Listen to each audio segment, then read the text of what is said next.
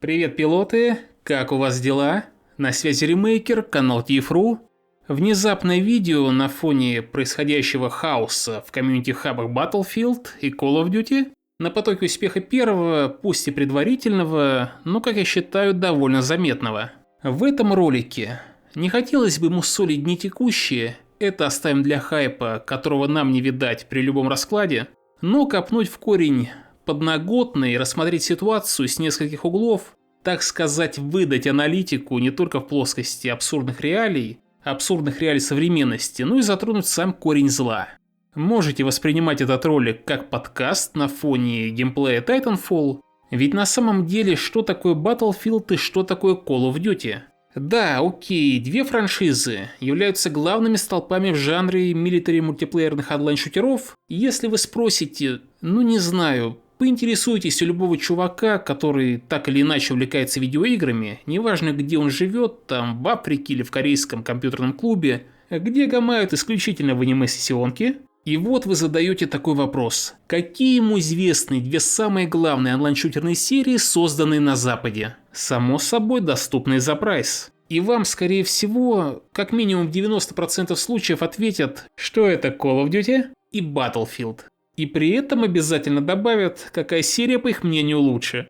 Но вот субъективно я совсем не понимаю стервенелости игроков ни с одной из сторон в плане противостояния, какой шутер гуд, какой дешевый кал, во что играть необходимо, причем безальтернативно, а во что заходить крайне не рекомендуется. Потому как Battlefield и COD занимают безотносительно два разных поджанра, и бывалые игроки, реальные люди из сообществ обеих франшиз, уже заранее знают, что они опровнут и в каких целях. Как раз сомневающиеся – это поверхностные ребята, которые просто не разбираются в вопросе. Это такая разновидность большинства, которой важно, что скажет это самое большинство. Не обязательно из лагеря игроков, достаточно там первых обзоров от прессы или оценок на Metacritic. Возьмем за пример серию Call of Duty. Ребята из Activision во времена Зампеллы, вот они реально смогли сделать данную серию мейнстримом, предоставив миру, во-первых, нереально крутой геймдизайн, по сути заточенный в своем ядре под компетитив составляющую, нестандартные для того времени карты, интересная прокачка там со всякими плашечками, за трипл-киллы, убийство гранатой, захват точек и бесконечное количество других активностей, появились престижи как самого игрока, так и ганов, перки там, Claymore, Stop and Power, Sleight of Hand. Сюда же плюсуем киллстрики, которые поощряли серию убийств и наводили ужас на команду менее скилловых оппонентов. В оригинальной Modern Warfare, насколько помню, Airstrike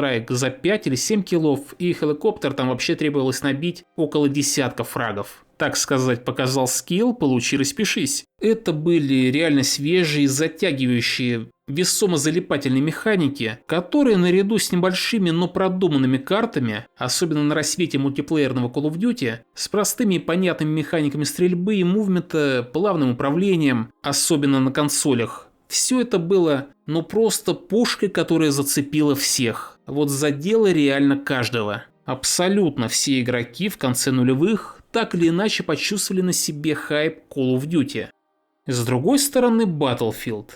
Я на самом деле немного скучаю по тем временам, когда батла и колда в типичных повседневных разговорах между геймерами, эти серии их не сравнивали. Я не помню прям жестких споров, что один мультиплеер лучше другого, следующая часть колды порвет новую часть батлы и так далее. Это были, причем довольно продолжительное время, это были обособленные серии.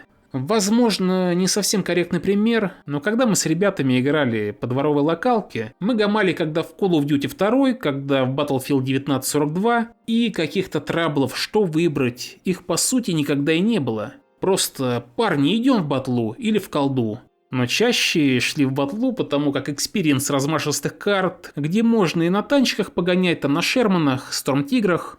Лично я обожал летать на легких истребителях по типу Як-9 и вот это вот все. Да, это уже немножко не то, но вайп от тех полетов и самой атмосферы той старенькой батлы, они просто непередаваемые. И самый любимый Battlefield – это 2. Вернее, ее дополнение Special Force, если кто помнит, когда там появились слеповые гранаты, слезоточивый газ, квадроциклы, трассы-гарпуны и, само собой, вайбовые городские карты. Причем мапы бетки 6 батлы вот чем-то мне напоминают те самые карты из DLC.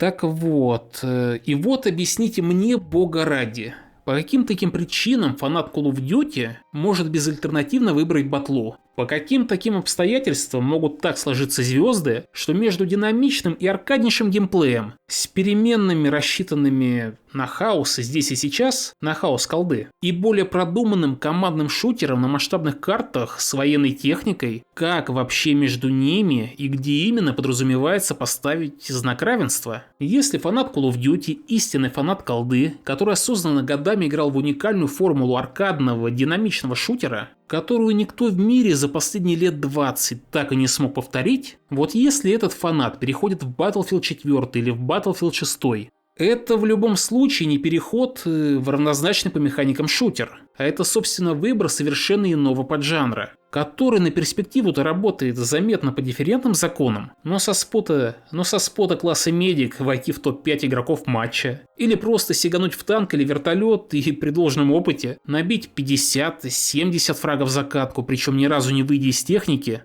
И вот даже уже здесь какая заметная пропасть образуется между этими двумя поджанрами, так это только самые поверхностные примеры из десятков, если не сотен возможных.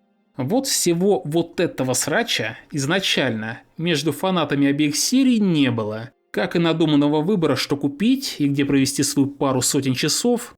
Но в 2011 году вышла третья батла, и целью Electronic Arts стала прямая конкуренция с Call of Duty. Отсюда-то и ноги растут, вот это вот продвижение одиночной кампании как конкурента колды. А в те годы сингл, одиночная кампания, все это было достаточно важным элементом общего прайса. И если кто помнит трейлер сингла на YouTube под трек Above and Beyond the Call, то вы тогда, да, застали ту самую возню. Менеджеры Electronic Arts, весь этот промоушен, они постоянно упоминали, что Call of Duty, она устарела, в Battlefield лучшая графика, более динамичный геймплей, проработанные разрушения, и вообще Battlefield это некстген Да и, черт возьми, это же очередная колда, ведь она никогда не меняется. И да, колда действительно не менялась и не меняется, и скорее всего, я вот так подразумеваю, мне кажется, что именно поэтому она на коне, и Activision Blizzard тем самым очень активно пользуется. Поэтому-то они как раз и в состоянии позволить себе аниме-коллабы, вводить мультиплееры играбельных знаменитостей, косплеи рождественского печенья, платные сетки прицелов, за что, собственно, жестко хейтят колду даже сами ее тру-фанаты. Но все равно из года в год продолжают покупать очередную часть этой феноменальной серии, и никто и никогда не сможет повторить успех Call of Duty в рамках формулы Call of Duty, который как воздух необходим искренним фанатам Call of Duty Bingo. И выход третьей батлы как раз показал все эти раздутые намерения Electronic Arts, сработавшие в правильном направлении, но ставшие искрой нездоровых отношений между фанами батлы и колды. И можно сказать, что тройка вывела франшизу за пределы ниши и навязала колде, вернее фанатам колды, имитацию конкуренции, которой фактически не было и нет, и никогда не будет. Но враг, соперник всегда нужен. Без противостояния не получится интересной книги, захватывающего фильма или тем более видеоигры. Библейские смыслы, Том и Джерри, Бэтмен и Джокер, тайны бытия. В последние годы я нет-нет да поигрывал в первую батлу, второй Bad Company и довольно изредка в пятерку. Не могу себя причислить к фанам современной батлы, но если мне нужна формула этой самой батлы, я иду в батлу. Если в 2018 году я внезапно захотел Call of Duty Black Ops 4, я пошел и купил Black Ops 4, наиграл несколько несколько сотен часов в обычный мультиплеер, только по тому резону, что мне требовалась формула именно Call of Duty. Я вот искренне на тот момент желал ей обмазаться с головы до пят, и это никак не повлияло на мое параллельное желание зайти в первую батлу, так сказать, когда хотелось уйти в масштаб со снайперским геймплеем на карте Синай. Как одно желание может перейти в совершенно иное по содержанию?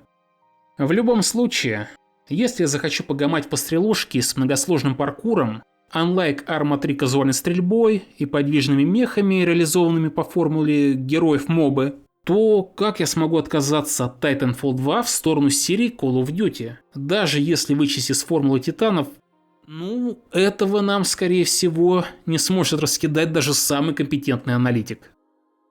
На этом все.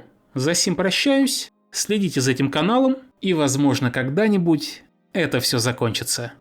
Это был Ремейкер. Отключаюсь. И вступайте в сеть Тифру в Titanfall 2.